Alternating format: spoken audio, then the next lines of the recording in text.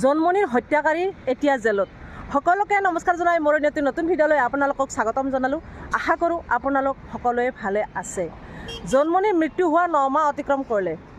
জন্মনিৰ এক্সিডেণ্টত মৃত্যু হোৱা বুলি আমি সকলোৱে জানো, যিহেতুকে CBI ফাইনেল ৰিপৰ্টটো দি থৈ গৈছে যে জন্মনিৰ এক্সিডেণ্টতহে মৃত্যু হৈছে।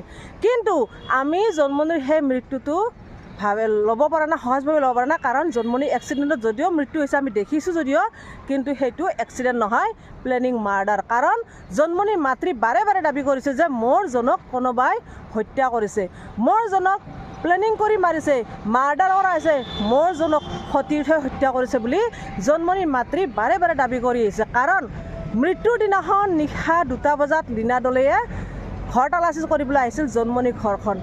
আৰু মৃত্যুৰ আগমুহূৰ্তত 11টামান বজাত যেতিয়া জনক ফোন কৰিছিল জন্মনিৰ মাতৃয়ে, তেতিয়া কৈছিল মই আভাদাৰ লগত আছোঁ। গতিকে আভাহঁতে হত্যা কৰা নাইনে?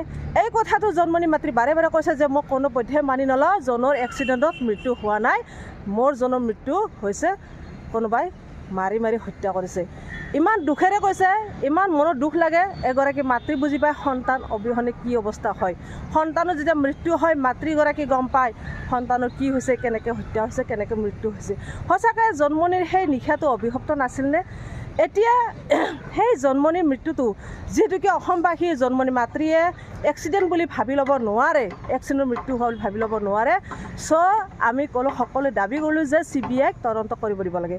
CBI আহি তদন্ত কৰিলে 9 মাহ পিছত এটা ফাইনেল ৰিপৰ্ট দিলে কি বোলে এক্সিডেণ্টত মৃত্যু হৈছে। কিন্তু এইটো আমি মানি ল'ব নোৱাৰোঁ।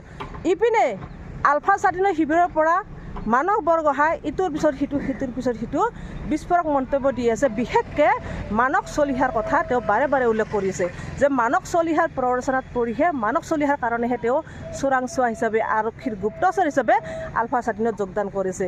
গতিকে মানস চলিহা হত্যাকাৰীও সিদ্ধাৰ্থ বৰগোহাঁইক যোৱাবাৰ 3 জানুৱাৰীত 2023 চনত তেওঁ হত্যা কৰিছে, প্ৰি প্লেনিং মাৰ্ডাৰ কৰিছে। কিন্তু এক্সিডেণ্টৰ ৰূপ দিছে, এক্সিডেণ্টৰ ৰূপ দি হত্যা কৰি শেষত মানস চলিহা নিজে ড্ৰিংকছ কৰি কৈছে যে ময়ে হত্যা কৰিলোঁ। কাৰণ সেই সিদ্ধাৰ্থ বৰগোহাঁইৰ পৰা 35 লাখ টকা মানস চলিহাই লৈছিল, আৰু সেই মানস চলিহাৰ পৰা যেতিয়া 35 লাখ টকাটো ৰিটাৰ্ণ খুজিছিল আৰু খোজোৱাৰ কাৰণে তাৰে পিছত তেওঁ হত্যা কৰিলে। চাওক, আপুনি মোক টকা দিব, আকৌ আপুনিয়ে মৃত্যুক সাৱটিব লগা হয়। কেনেকুৱা কথা?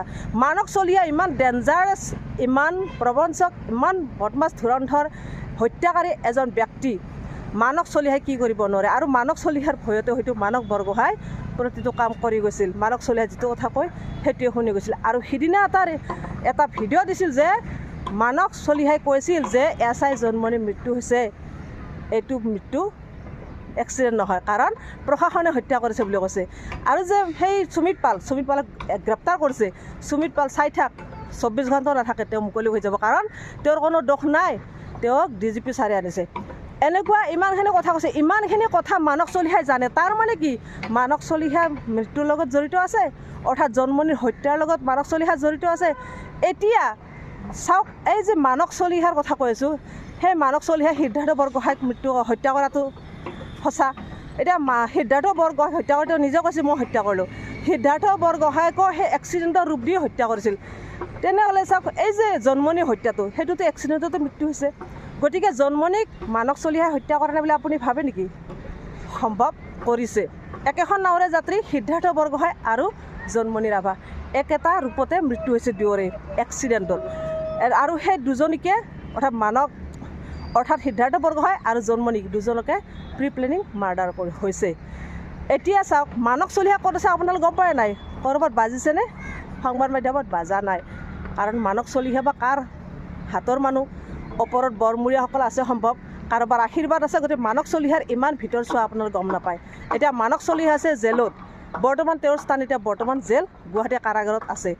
কিন্তু এটা কথা, যেতিয়া মানস বৰগোহাঁই সিফালৰ পৰা কৈছিল, প্ৰথম অৱস্থাত যেতিয়া কৈছিল যে মই অসম আৰক্ষীৰ গুপ্তচৰ, অসম আৰক্ষীৰ চোৰাংচোৱা, অসম আৰক্ষীৰ কাম কৰিছিলোঁ, তেতিয়া আমাৰ সকলোৱে মন্তব্য দিছিল, আমাৰ চৰকাৰৰ ফালৰ পৰা যিবিলাক আছে, মুখ্যমন্ত্ৰী হওক, DGP ছাৰে হওক, বা মানস চলিহাইও কৈছিল চিনি নাপাওঁ, সকলোৱে মন্তব্য দিছিল যে তেওঁ অসম আৰক্ষীৰ গুপ্তচৰ নহয়।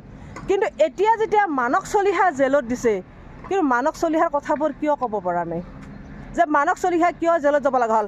যোৱাকালি মানস চলিহাৰ নথি পত্ৰ বিচাৰি দিছপুৰ আৰক্ষী থানাত এটা বিশেষ আৰক্ষী তাত উপস্থিত হৈছে কাৰণ মানস চলিহাক যিহেতুকে 10 দিন জিম্মাত ৰাখিছিল আৰক্ষী আৰু 10 দিন জিম্মাত কি ক'লে আৰু সেই তথ্য অনুসৰি কালি আৰক্ষী থানাত বিচাৰিছে তদন্ত কৰিছে তথ্যবোৰ বিচাৰিছে গতিকে এইবিলাক কথা জানো গম পাইছে এইবিলাক কথালৈ একো নাবাজে একো নহয় কাৰণ মানস চলিহাৰ যেন কাৰোবাৰ আশীৰ্বাদ আছে মানস চলিহাৰ ওপৰত সেইকাৰণে কোনেও গম নাপায় কিন্তু সিফালৰ পৰা যদি কিবা এটা আহে সেইটো হ'লে নহয় এইবিলাক চব ভুৱা এইবিলাক যুক্তিগত নহয় এনেকুৱা টাইপৰ বহুত কথা শুনিছিলোঁ এতিয়া বৰ্তমান মানস চলিহা গুৱাহাটী কাৰাগাৰত আছে এতিয়া কিমান দিনলৈ থাকে কি উঠায় এতিয়ালৈকে আমি একো খা খবৰ পোৱা নাই মই ভাবোঁ যে সিদ্ধাৰ্থ বৰগোহাঁই আৰু জোনমণি দুয়োজনৰে হত্যাকাৰী মানস চলিহা নহ'ব পাৰে দিয়ক মই মনৰ ভাৱটো কৈছোঁ এইখিনি কৈয়ে আজি মই মোৰ ভিডিঅ'টো সামৰিছোঁ আজিলৈ বাই বাই